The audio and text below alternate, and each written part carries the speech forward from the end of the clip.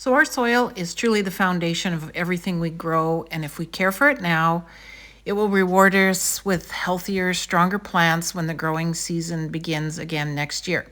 So, in this video that I put together, I'm going to focus on three main things. First of all, cleaning up the beds, especially removing any diseased plants so that pests and problems don't carry over to next year. Second, I'll be showing how you can feed the soil. I like to add compost and aged manure to replenish nutrients after a busy summer season. And third, protecting it by covering it with mulch like straw or leaves, which helps insulate the soil, protect the structure, and give all those beneficial microbes a cozy home through the winter. So you can think of this as tucking away your garden for bed for a winter rest. A little bit of time and care you put in now will make your spring planting so much easier and more successful. So let's dive in.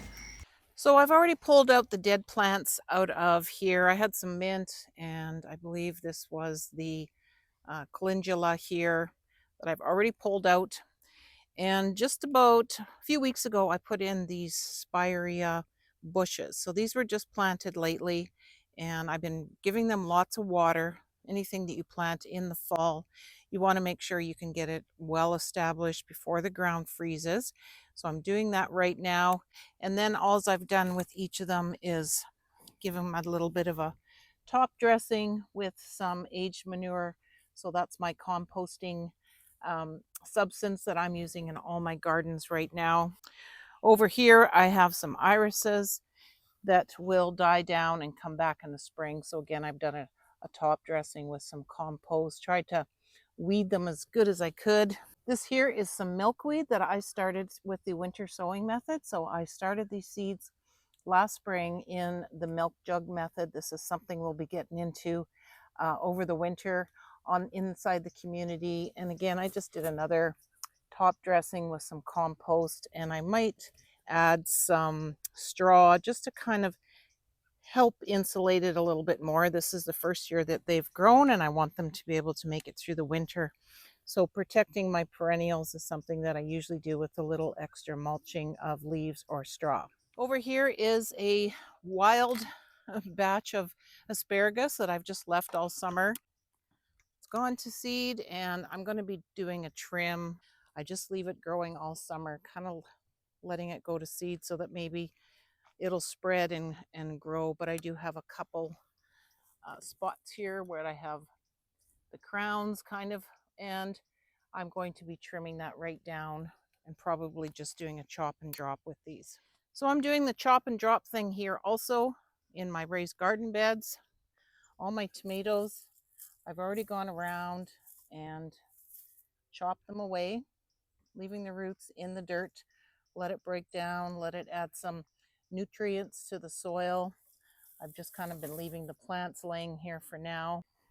So I did the same thing with my cucumbers after they froze. They died quite quickly. I just went around, chopped them off. You can see here, I still have some roots in the ground. I'll just leave them in there, let them break down. The leaves are drying and getting crunchy, so all that matter is great for the soil. So I will just leave them there, let them break down, add some nutrients. Still got carrots looking nice and green, and I will leave this here as long as I can. They'll get nice and sweet when this freezes a little bit more, but I'm hoping that they will continue to grow, get a little bit bigger.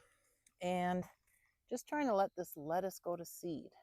Not quite sure if it's ready yet, but just keeping an eye on it when it looks like there's some seed pods forming. I'm going to try and save it because I really liked this variety of lettuce, and I'd like to try growing it indoors hydroponically.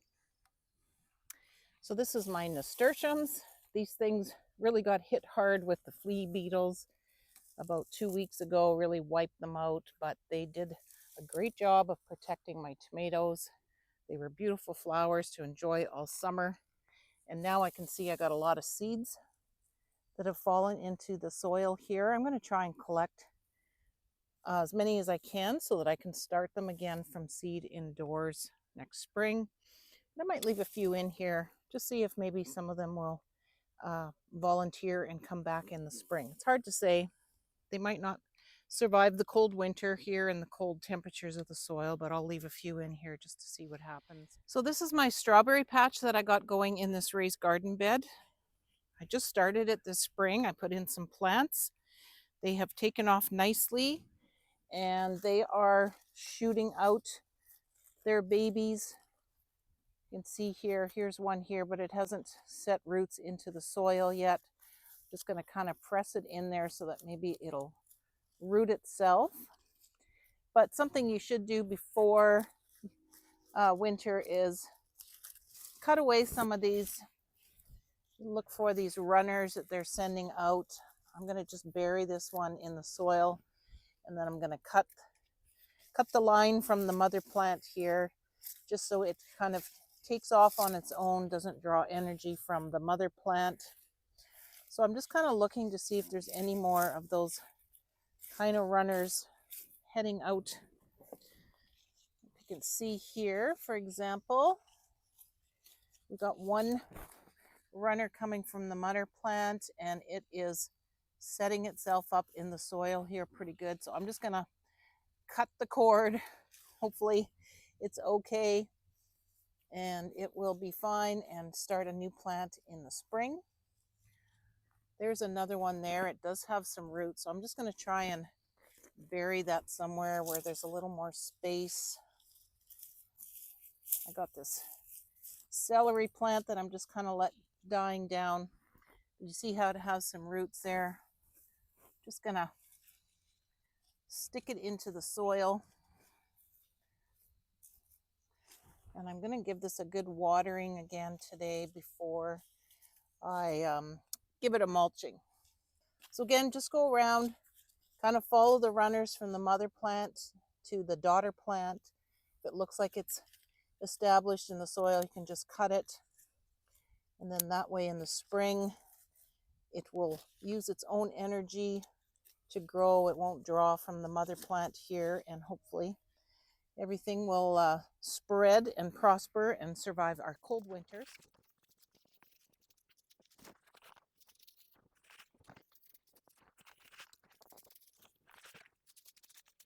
This is where I'm going to be planting some of my garlic, my hardneck garlic, probably in the next week or so. So as you can see, it doesn't look like it's really ready for planting. I did the chop and drop here. I had green beans and onions, some carrots, and some radishes all growing in here. You can see there's still a few carrots coming. So I did the chop and drop with the bean plants, left the roots in the soil, just dropped all the stuff on top. And I'm probably going to have to clean this out because I do want to plant my garlic in here and I want to have a good soil mixture in place. So this chop and drop, whatever I can get out of these plants while they sit here for another week or so will be great. But I'll probably be removing them out and getting this set up for planting garlic. Be making a video probably for that too, so you can watch for that.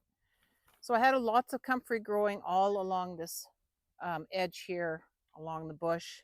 You can see a little bit over there. What I did with my potato bed here is I chopped and dropped a whole pile of comfrey into the bed. I didn't rip it up into small pieces. I should have, but I just threw it on, leaves and all, just letting it dry and break down naturally. You can see the leaves are very crunchy. All of that organic matter will work its way into the soil here. This is a new bed that we set up this spring, so it's really sunk a lot. So it's going to need some more soil added to it. So I have a lot of my compost, my aged manure that I will add a little bit to this fall, and maybe probably top it up, kind of lighten it up in the spring, mix it with some peat moss and vermiculite to make a nice planting surface. But for now, I'm just covering the soil with the comfrey and letting it break down, add nutrients into it naturally. We've had some rain this past week, which really helps kind of speed up that breakdown process of my chop and drop here. I also just go around and water it down every couple days. Kind of helps with that as well. Helps it settle in, break down.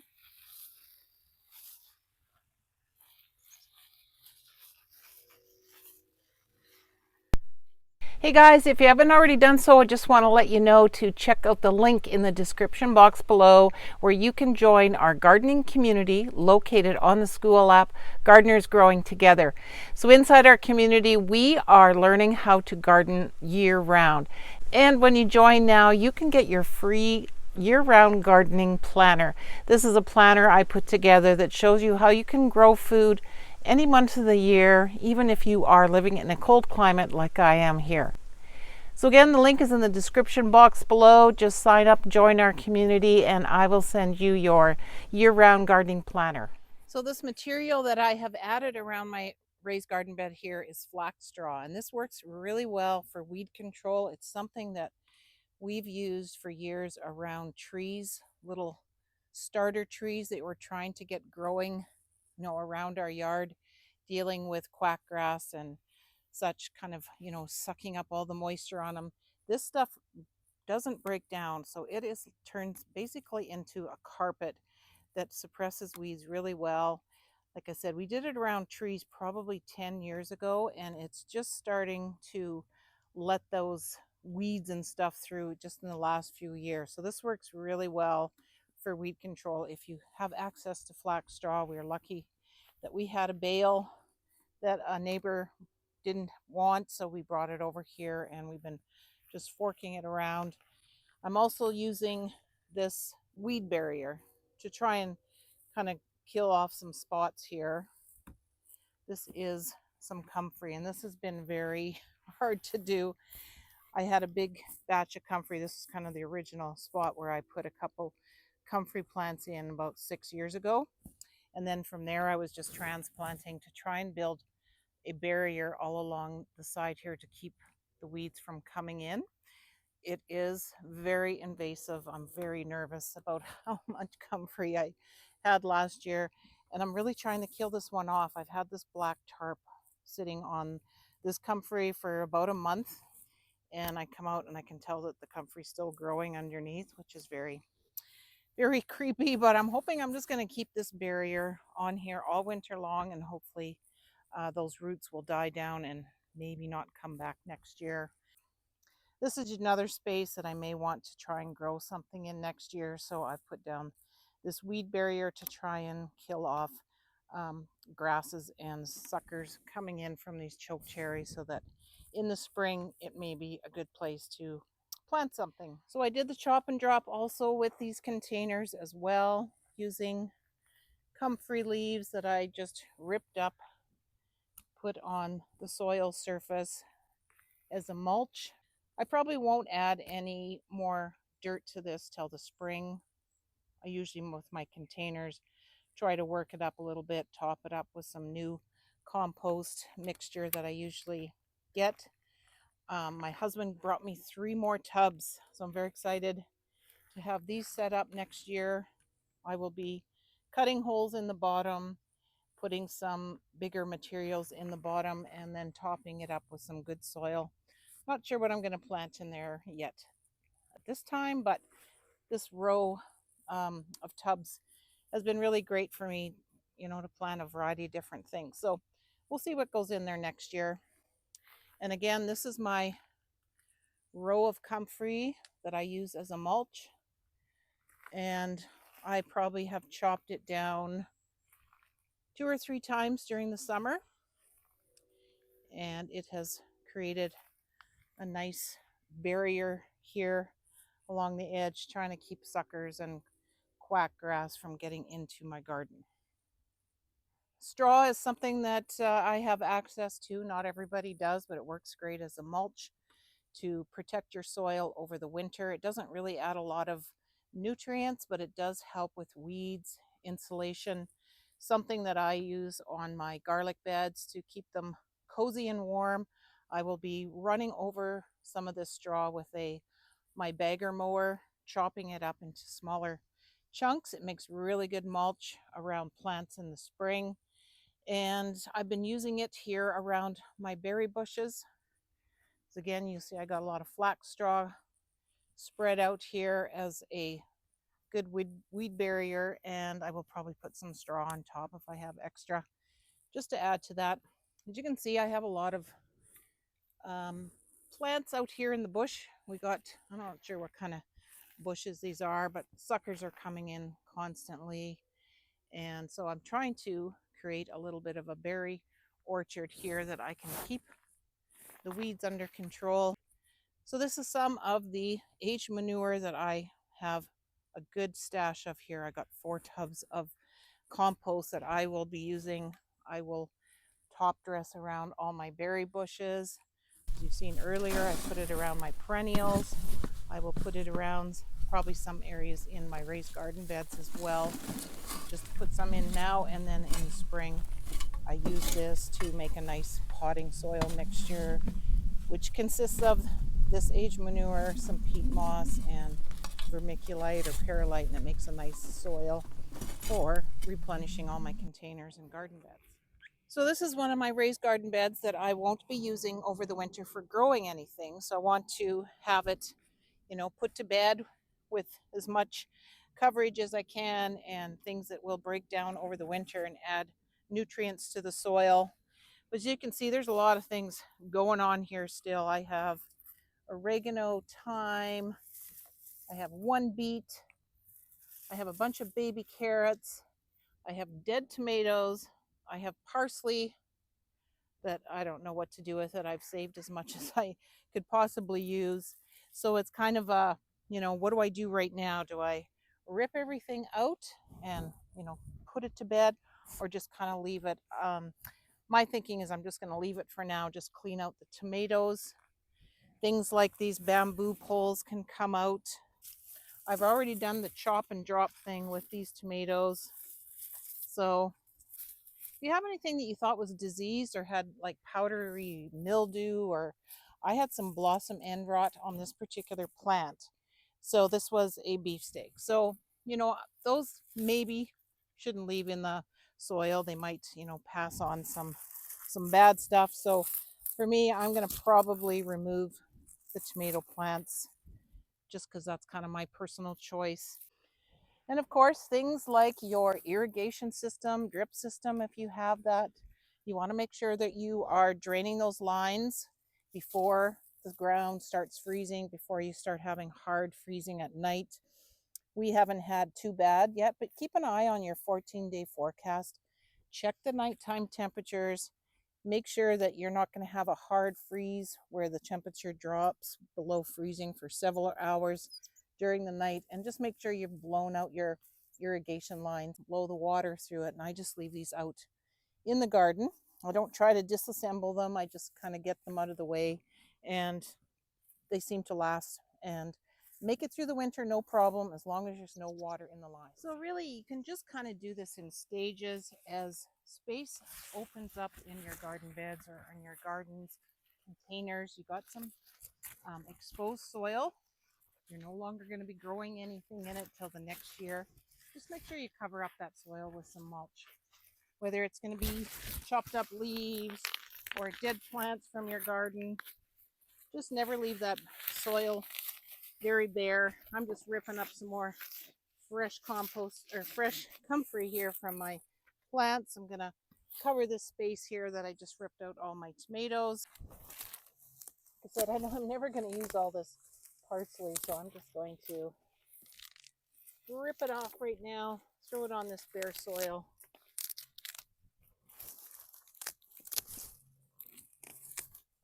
Parsley is something that could grow back in certain climates. I might just leave the roots here in the middle. I know I got some roots from a dill plant. See if they come back next year. So this is really just stage 1 of the fall prep that I'm doing here in my outdoor gardening at the end of September.